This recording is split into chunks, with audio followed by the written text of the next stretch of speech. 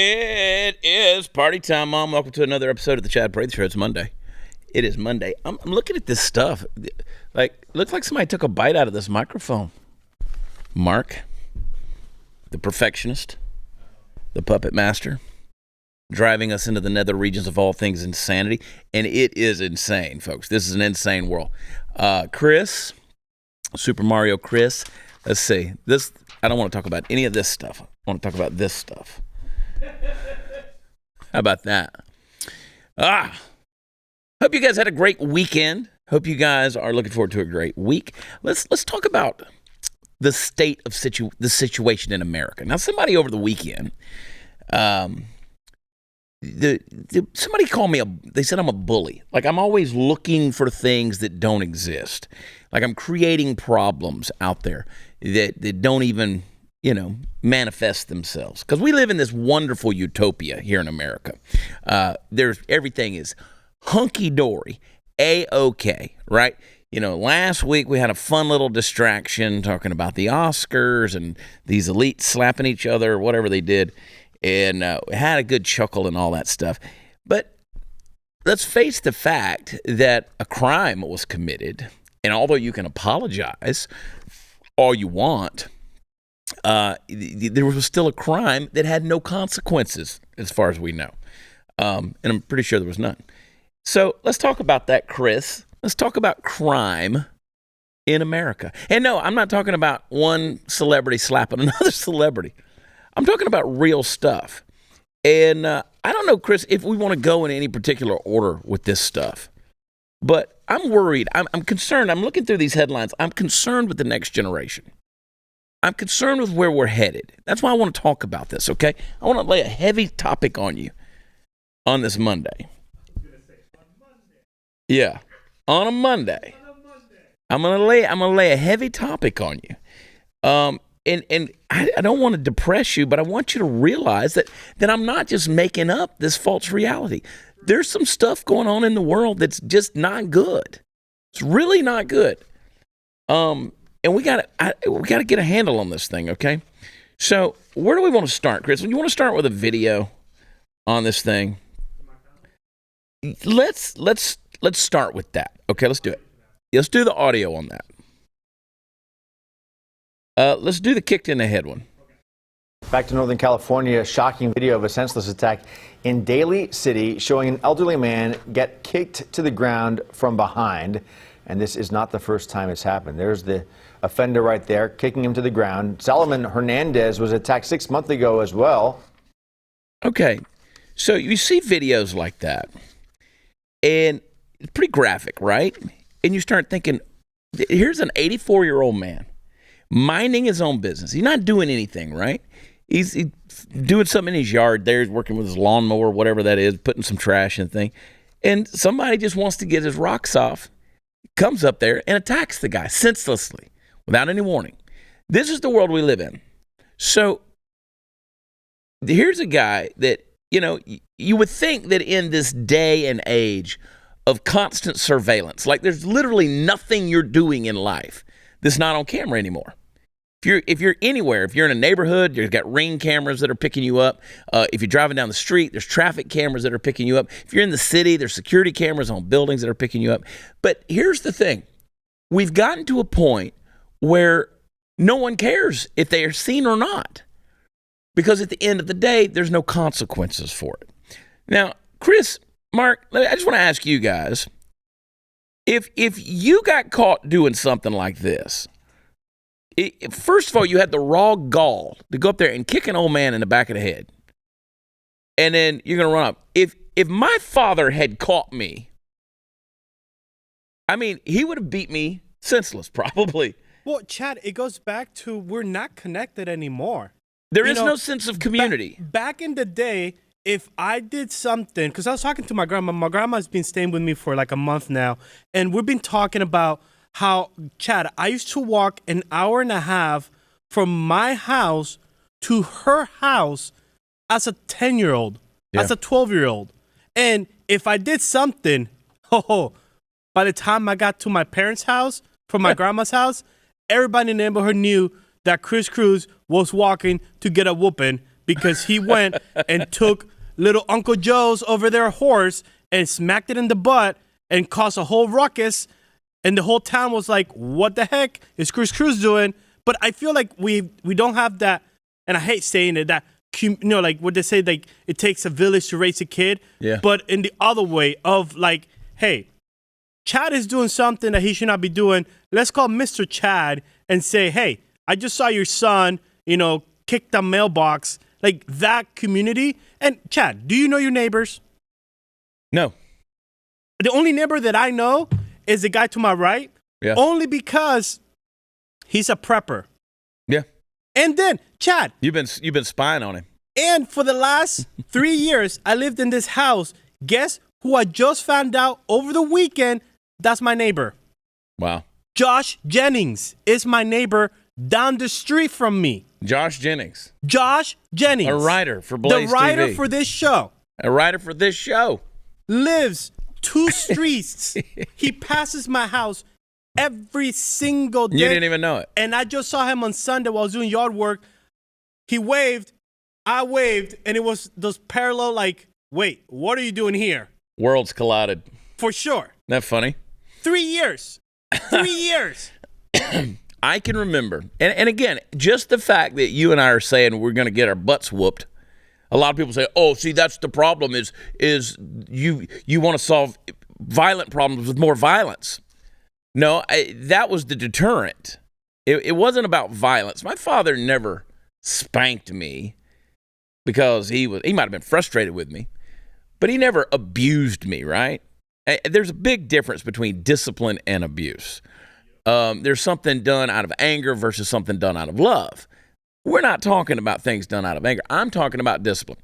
Now, where I grew up down in the woods, and I had to walk through the woods to get to other neighborhoods. But once I got over there, people knew who I was. They knew where I had come from, right? And you're right, Chris. We had that sense of community. You get on the phone, call somebody's mama, and you're like, here's the deal. We don't do that anymore. I saw a video the other day, and we don't have it, and it's okay, but I saw a video the other day of this kid. He was in the store with his mother, and he's tearing this place apart. And a stranger, another guy, he walks up and starts correcting the kid and putting stuff back and telling the kid to put stuff back in place. Now, most people would look at that and say, how dare you correct my kid? But, dude, that's what we're getting. We're getting back to a place. We've got to get back to a place where the community engages one another and holds each other accountable in some things. Because stuff like what I just showed you with this 84-year-old man minding his own business is kicked in the back of the head. What are we? What civilization are we growing into? You can talk about strides of equality when it comes to women or other races or whatever. But this kind of stuff, and it's getting more and more prevalent. I have one of my daughters is graduating from college in the spring. Well, in a couple of months. And she's going to New York City for a tryout. And I'm not going to say what all about, but yeah, I will. Radio City Music Hall. And so I'm like, well, babe, you're not going alone. And she was like, I'll be fine. I said, you're not going alone, right? I'll go with you, get you where you need to be, guide you through the process, get you, it's one thing if you're moving up there and you got a network of some kind of thing. But I'm like, I just don't trust the world anymore. I used to jump on an airplane, fly to Africa, get off that airplane alone in Lagos, Nigeria, and go through the airport, which was one of the most dangerous places on the planet. And I used to do that. I'm not a person that walks in fear. But dude, these days you better have your head on a swivel. You have got to have some situational awareness. I saw that video, and it's kind of been creeping around the internet of this guy. He's driving his car, and it's a dash cam, and there's the car in front of him that stops under a bridge. All right. Most people would just drive right up and kind of slow down right behind that car under the bridge. But he was smart enough to stop about 30 yards back because they jumped out. It was an attempted carjacking. Stop you under a bridge where you don't have any place to go. And so he just blew on past them and just took the door right off of one side of their car. Most people don't have that presence of mind. You know, when we had Spencer Courson on a show, and he had written his book, The Safety Trap, still highly recommend everybody get The Safety Trap and read it. He's talking about that the safety trap is that situation where you think everything's okay. Like, here's a guy just minding his own business. And I don't think everybody's going to go out in their yard and get kicked in the back of the head. But the fact that we don't have any more value for human life, it's one thing that we don't value somebody else's hard work or possessions. You know, somebody works real hard to earn something, make something, create something, invest in something, buy something. That's why we're always talking about home title lock, right? Free plug for them. You talk about somebody that works hard to have a home, and then somebody's going to come and forge your signature and identity on it and take your home from you, basically. I mean, it's one thing to devalue somebody's hard-earned stuff, but when you devalue a human being, we're on a whole other level of evil here. We're at a place where society cannot continue to function. And listen, I understand that we've created this culture over the years, this evolution of culture where we call unborn babies, you know, a clump of cells or a protoplasmic blob or a fetus. But instead of a human life, right? So and then it's just, you know, take a pill. You see these people who'll take an abortion pill right there in an interview on TV. When you devalue human life to that point, there's nowhere for society to go. And so now we have the whole smash and grab culture, right? People going to break into a store and do all that. You know, they're going to carjack you. You remember the video from a few months ago where the guy was getting carjacked and he hung onto the side of the car and he wound up getting killed. You know, and it's like, your stuff is not worth your life. Every time I talk about your stuff, I'm always reminded of the old George Carlin bit where he talks about my stuff is stuff and your stuff is shit. So like if I go to your house, I got to move your shit out of the way to make room for my stuff on the table by the bed, you know? Why is it that my stuff is stuff and your stuff is shit? But if you start valuing you don't value your stuff more than your life. But we got to get back to a point where we're holding folks accountable. You know, when you have communities in America where the fatherlessness is a rampant disease, there is no example. And I will speak specifically to the black community in that sense because, and listen, crime doesn't know color, so don't try to put words in my mouth. But when you look at the black community, and it's a tragedy, you know, back in 1965, only 24% of those homes were fatherless. Now 76% of them are fatherless. Where's the example? You know, where is, and I'm telling you, man, fatherhood and a masculine influence in society, it's so important. And now we've taken masculinity and made that toxic. Isn't it funny that last week, and we talk about male toxicity and all this kind of stuff and men being chauvinists and pigs and, you know, now everybody came out of the woodworks last week defending Will Smith, who walked up and slapped a guy for insulting his wife. Now, there's more to the story. We know there's more to the story. But everybody was like, oh, yeah, that's how you do it right there. That's how you do it. Isn't it funny how suddenly we celebrate a man doing man stuff? And because no, it's not, I don't think it's right to just walk around slapping people. Don't walk around slapping comedians. Don't slap the preacher because he called your wife a whore. Maybe she is one. We don't know. A bit dog always barks, Chris. I'm just telling you. But you don't just walk around just because somebody offends you and slapping them. I get that. But the point is, he, in essence, was standing up for his woman. And everybody praised that. There is something to that, even if he did it in a wrong way. There's something to be said for that. I think women want that. I'll talk more about that. I got to go to a break, but I think as we may offend some people on this show today. I don't really care, But let's talk about society's ills. What leads to another man walking up behind an 84-year-old man, kicking him in the back of the head? I want to talk about this. You've heard me talk about the 3-week rule, probably the best financial advice ever.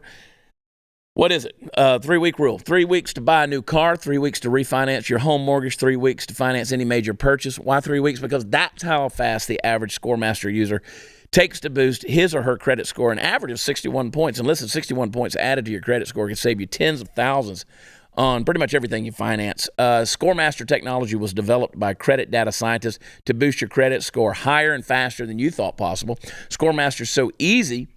It takes about a minute to get started. You don't have to wait months for your best credit score. I want you to try it for free and see how many plus points you can add to your credit score. So go to scoremaster.com/Chad. Again, scoremaster.com/Chad. Scoremaster.com/Chad.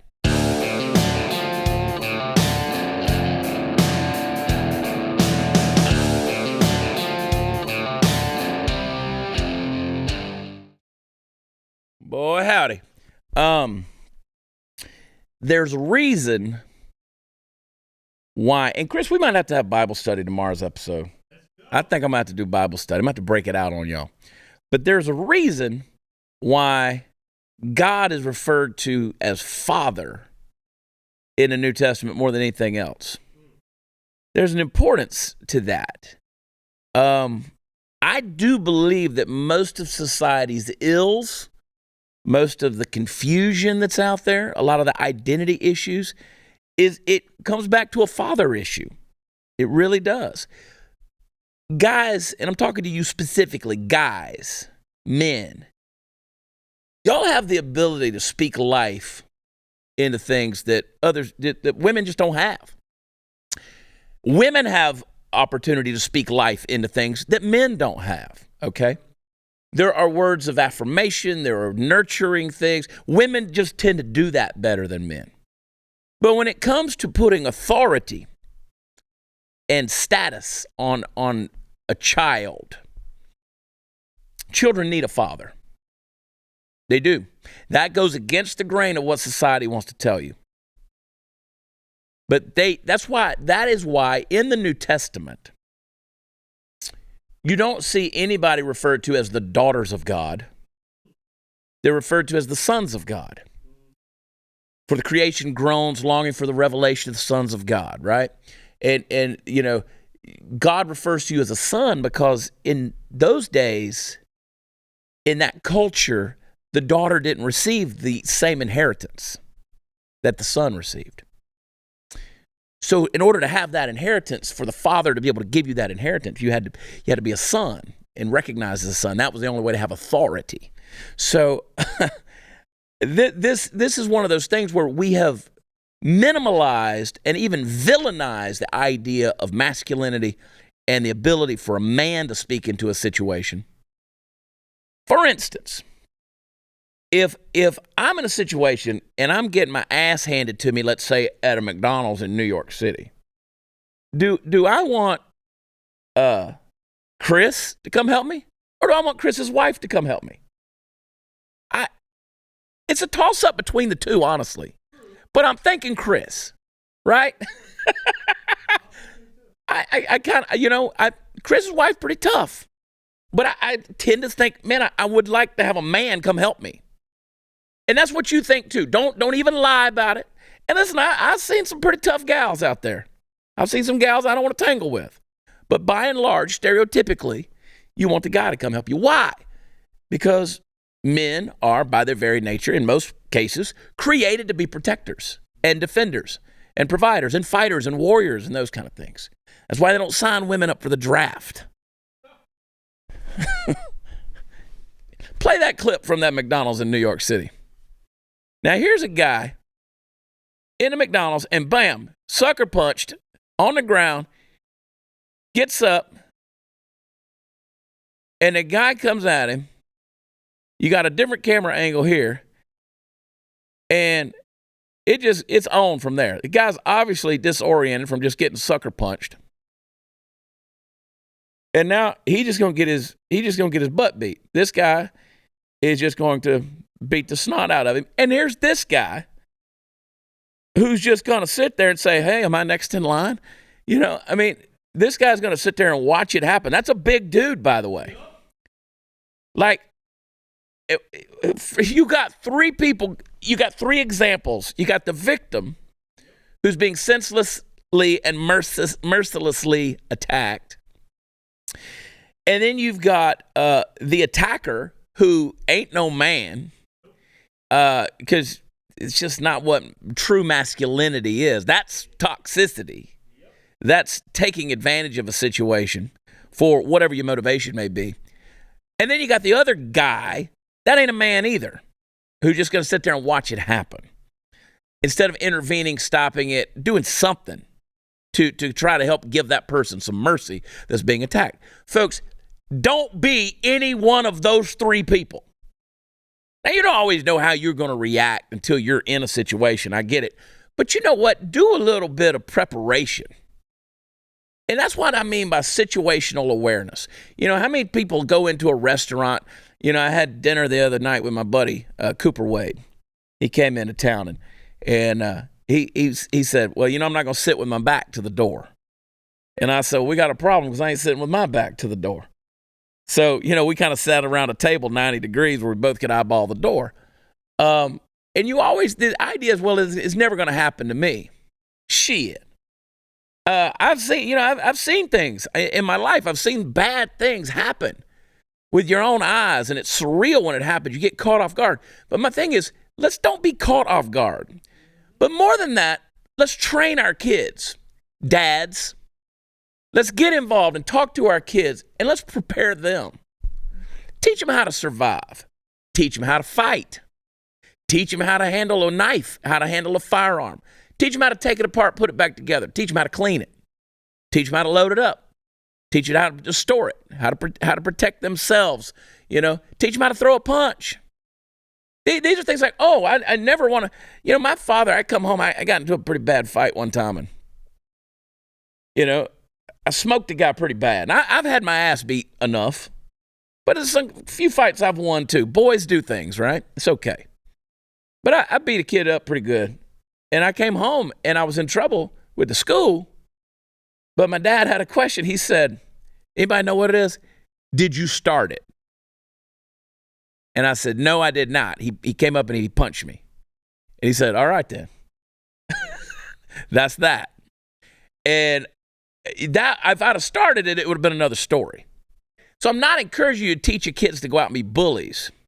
But I do want them to know how to pop the bully in the mouth. Because the world's going to be mean to you. And the world is not going to be nice. Now, you're probably not going to get, you know, chances are you're not going to get beat up in a New York City McDonald's like that guy was. But I want you to be prepared, man. And I don't even know why. I just feel like so many things are going on in our world. You know, here's a situation where Philadelphia, Pennsylvania, like one of my literally least favorite cities in America. Beautiful in its ways, but not my place. No offense to those of you who live there, but you know. 15-year-old boy outside of his home just last week before, and he went out to get a case of water bottles from his dad's car. He never came back in. You know why? He got caught in a crossfire of an attempted carjacking taking place across the street. And two guys were pulling on a woman's car door as she drove to her apartment through the apartment complex. And she called for her boyfriend to come help. When he came outside, they started shooting. And the boy, 15 years old, got killed. Now, look at that image. Put it back up there. You know, there's this kid, 15 years old, hadn't even started living yet. And it makes you want to just protect your own, right? Makes you want to just move out in the middle of the country and live out there. But, you know, that's not how we're supposed to be. I mean, you move out the country and, you know, who knows, maybe you live there a week and a tree limb falls on your head and kills you. I'm not saying that life is supposed to be safe, but senselessness shouldn't be out there like that. And we're living in a place where people are just disrespecting. Man's inhumanity for man has always been around. And we're just finding creative ways to display our insanity right now. And it's a heartbreaking thing. You got a situation in New Orleans. New Orleans, they arrested a father who went out and killed the man that murdered his son. All right. I can't say, and I don't know all the situation, but I can't say that I wouldn't have done the same thing. I heard a story. I won't say where in Texas, but there was a hotel resort, and this guy kind of sexually was molesting a 12-year-old girl. And father found out about it in a hot tub, Chris. Father came down there, shot him right there where he sat in a hot tub. And, okay. I mean, again, the world sometimes needs men to do some things and protect their own. You know, you start talking about murdering people's kids or raping people's kids, you're in a whole other world, man. The fact I mean, we live in a world, let me just say this before we go to another break. We live in a freaking world, dude, where we still don't know who the hell is in Ghislaine Maxwell's Rolodex. Why? What in the hell are they protecting? Who are they protecting? You say, well, might not want to know. Oh, I want to know. I want them all exposed. I don't care who it is. Let the whole castle collapse. Let it fall down. But we protect that kind of stuff. You know why? Because we don't have men. We don't have men that are strong. People that want truth. People that want justice. People that want transparency. We don't have any of that stuff. We don't have any of that stuff. And I'm not talking about, you're a dude. You go out there. You make your mistakes. You do dumb shit in your life. I understand that. I'm talking about some sick, twisted stuff that we keep hiding and we keep allowing to go on in our world. It falls on the shoulders of men. Hey, the war in Europe. It's kind of chaos foreign identity thieves love, and an easy target are American homeowners. And it's not your credit cards. That's small-time stuff. As I said earlier, these hackers want your homes. The crime is home title theft. It's exploding in the U.S. And no, you're not covered by your homeowner's insurance or common ID theft services. The problem is the title to our homes are kept online. An identity thief knows his big payday is easy by forging your signature stating that you sold your home to him. Then they're going to take out loans against your home, and you're not even going to know they did it until the collection calls start, or you get an eviction notice from your own house. How do you protect yourself? I want you to go to HomeTitleLock.com, register your address to see if you're already a victim. Protect your most valuable asset. Go to HomeTitleLock.com. That's HomeTitleLock.com. Be right back.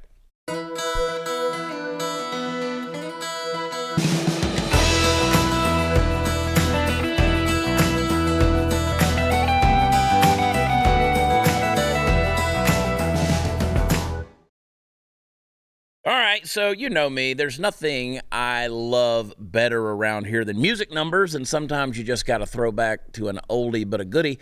Here's a little number we've played on the show before, gone from the charts, but not from our hearts, and maybe not from the charts as we're about to see. Chris, play the video.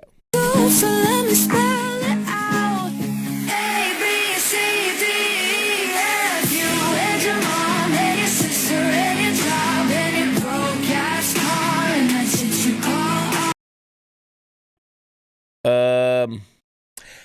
I gotta ask, what the hell are we still teaching Shakespeare for? Shelley, Yeats, Longfellow, bunch of amateurs compared to whatever sat down and penned A, B, C, D, E, F, U. Now, last Monday we talked about woke teachers in our schools who are not only choosing to ignore current legislation on the teaching of their ideology in schools, but will do an end run around the parents who oppose it as well. And here we have a fine example of exactly that. Now, the interesting thing about this particular case is that these teachers got in trouble. They've been put on leave. No word yet on how long they're on leave or whether it's paid leave. They could be taking a nice little vacation right about now. But hey, you want a little icing on the cake? Well, these two were school guidance counselors. I mean, could we be more on the nose, folks? Listen, folks, here's the long and the short of it. Woke is here. and it wants to stay. And the people who push it the hardest are often the people who have the least idea of what it's going to do long term to your kids. And they don't care. This is a thing that we have got to understand in our society. You ready? These people do not care about our kids. They care about the power that separating your children from you gives them. So let me say that again, because it's pretty dadgum important. Separating your children from you. They want to do it ideologically, emotionally, spiritually, and in many cases, even physically.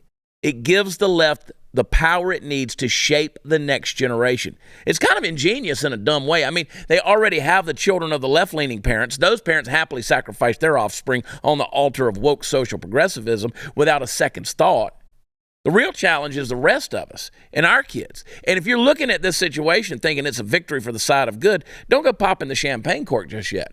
We don't know what the long-term plan is for these two guidance counselors. Maybe they're right back to doing what they're doing a few weeks, what they've been doing just right, once the story dies down in the media, they're right back at it. And even if they're not, well, for everyone, one of those wokesters that gets sawed off at the knees when he, she, or zir posts some ignorant bullshit like this, there's 1,000 of them who don't. And you know why? Because of one of their favorite words, normalization.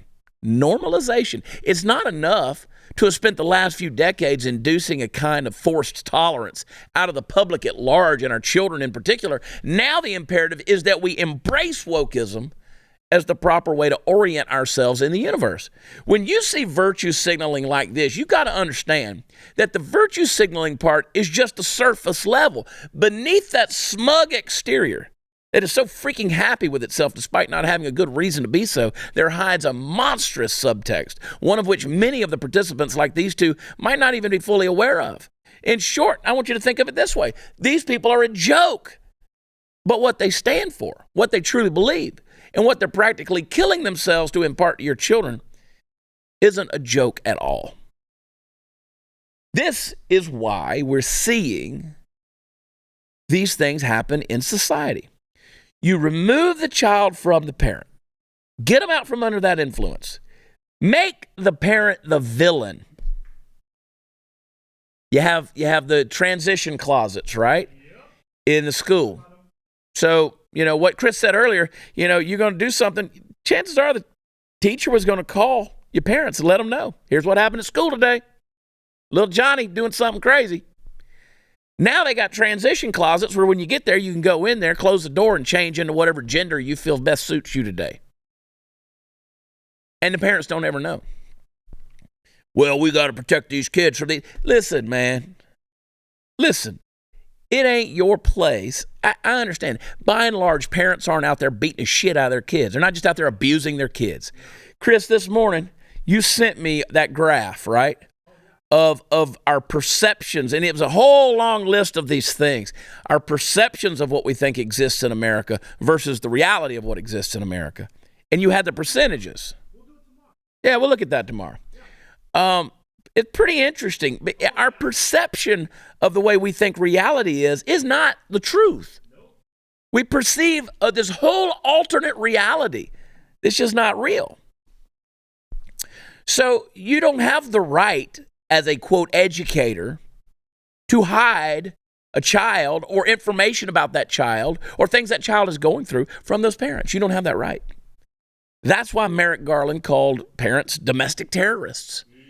People who speak out at school boards, right? They want to make sure your father influence, as I was referring to earlier, is taken away. They understand something that is fundamental that we are ignoring.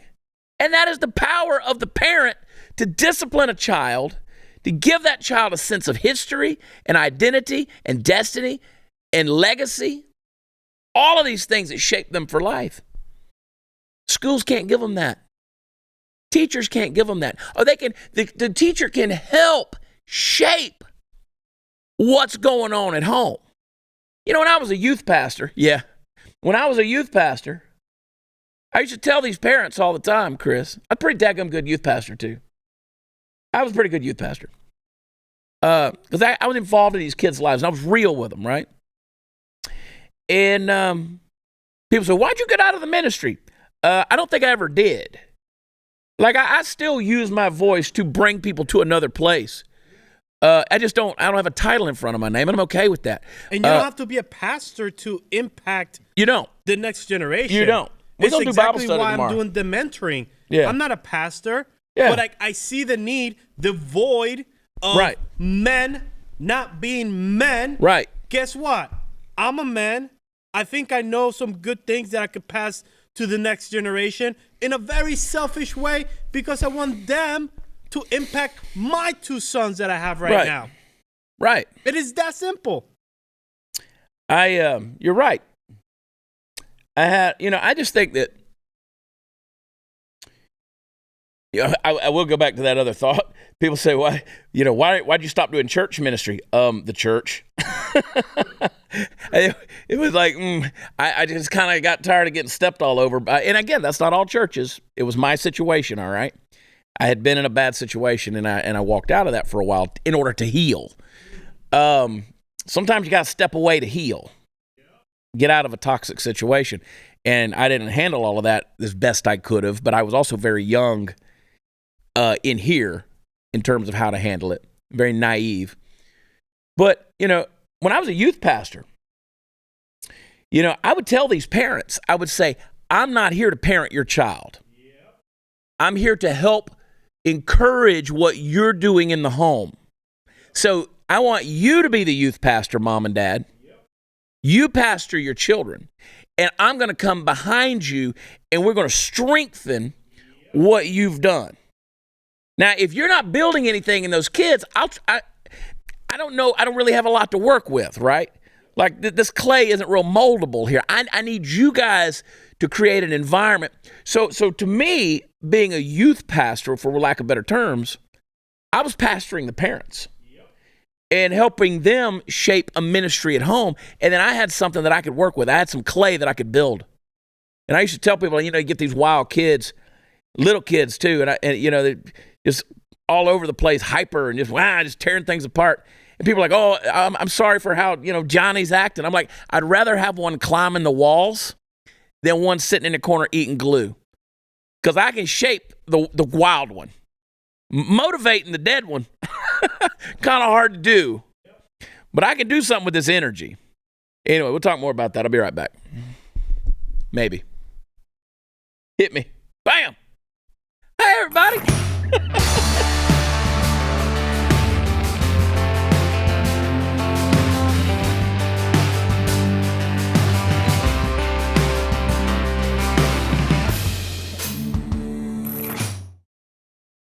Woo. We kind of laid on some heavy stuff today. Feels good, though. Feels good just kind of remind people that, there's some things out there, and we could, I don't know. Every now and then, I think maybe every now and then, Chris, we need to do episodes like this. We can have fun. We get silly on the show, and that's fun. But sometimes we need to remind people because what you do for a living. I tell jokes for a living. I sing music sing songs for a living, write songs. I get to go have fun for a living. But what you do for a living isn't necessarily who you are. Okay? There's always other dimensions. Like I don't expect the plumber to walk around with poop on his fingers all the time. Sometimes he cleans up nice, puts on a suit and goes to church. Goes out to dinner with his wife. I don't walk up to the guy and say, man, can you come look at the bathrooms here in the restaurant? It's just what you do. It's not who you are. So anyway, sometimes it's good to get back to who you are. Let's play a TikTok. Important things to remember. Not everyone who has a period is a woman, and not every woman has a period. Period. Accept it, move on. It's good advice. But also, to my fellow trans women out there, you should never try to shame a woman with a period into being grateful if they have one by saying something like, you're so lucky. If I were you, I'd be so happy.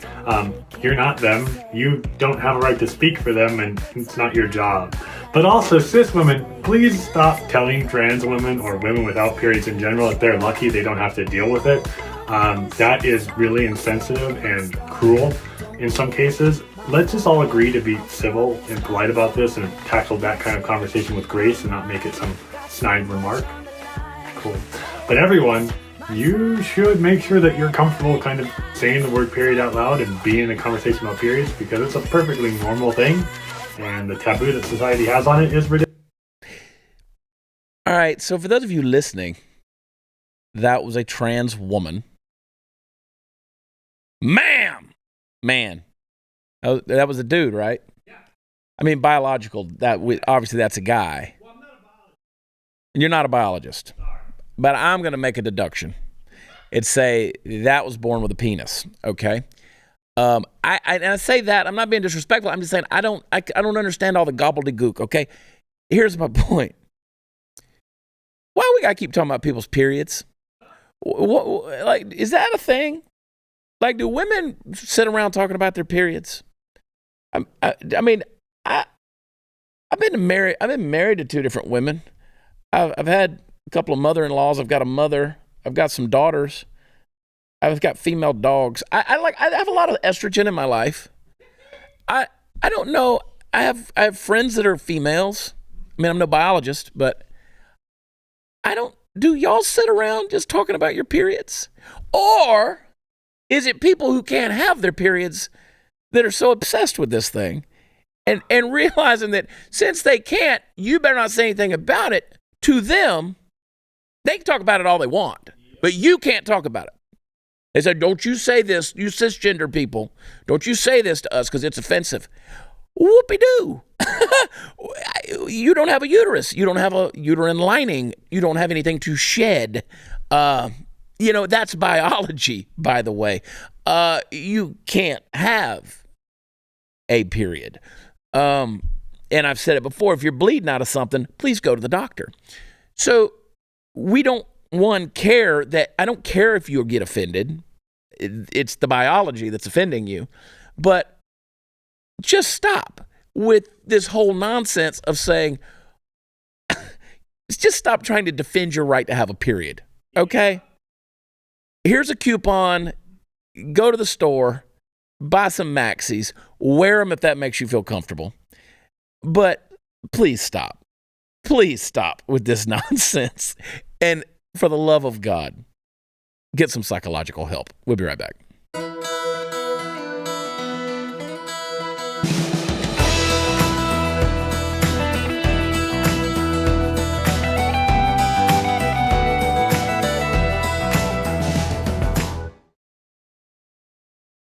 Guys, I got to admit, I was wrong. I was wrong during the break. Mark got his period.